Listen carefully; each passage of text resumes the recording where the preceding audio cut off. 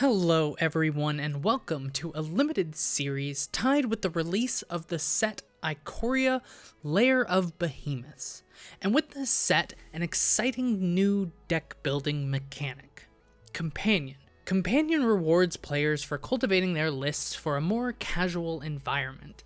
By including a companion in your deck building process, this added restriction is essentially an 8th card in your opening hand and the 101st card towards your list. Here we're going to break down what commanders we think would most benefit from including Keruga, the Marcrosage. Keruga is a dinosaur hippo with companion. Your starting deck must contain only cards with converted mana cost 3 or greater, and lands of course. When Keruga enters the battlefield, draw a card for each other permanent you control with converted mana cost 3 or greater.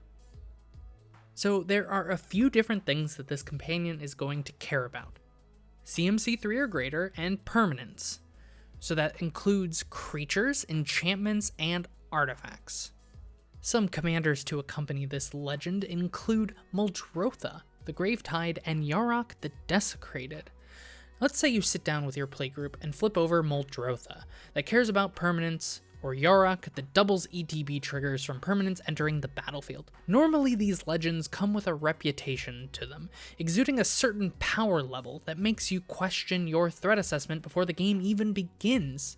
Flip Keruga over in the companion zone, and players realize that you aren't casting anything until turn 3, but you've also adjusted your power level to make it a bit more exciting and flavorful. Next on our list are a few Simic legends that enjoy casting creatures and drawing cards from creatures entering the battlefield. Tishana draws you cards for each creature you control, removes your maximum hand size limit when on the board, and its strength comes from card draw. Casting a green creature with Momir Vig on board tutors for a creature and places it on the top of your library to be drawn when you cast a blue creature spell. Including Keruga in a list with either one of these at the helm could be fun and flavorful. After that, we have some high-powered commanders with Sirach Dragonclaw, a 6/6 with flash that makes Keruga uncounterable, as well as Joda, Archmage Eternal.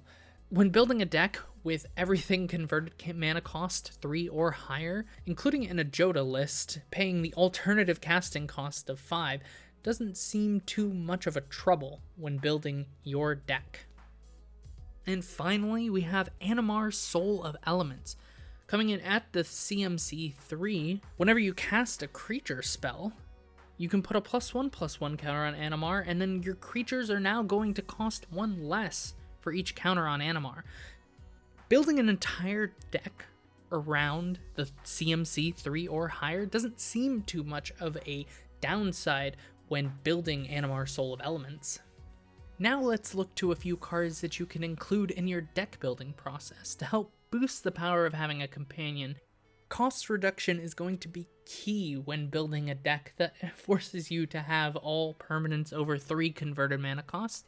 Kefnet's Monument, Seal of the Guild Pack, as well as Nylea Keen-Eyed and Goreclaw are going to help reduce the cost of some of your creature spells in order to make your deck a bit more efficient when casting Keruga.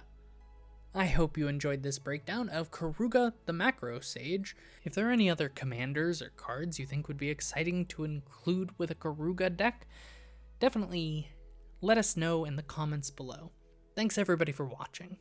If you enjoyed the video, give it a like, tell us why, share on social media, and subscribe to the channel. And you can also help us out directly by subscribing to our Patreon, where you'll be able to see new episodes of the Multiverses series before anyone else. Thank you to our current Patreon supporters, and thank you for watching.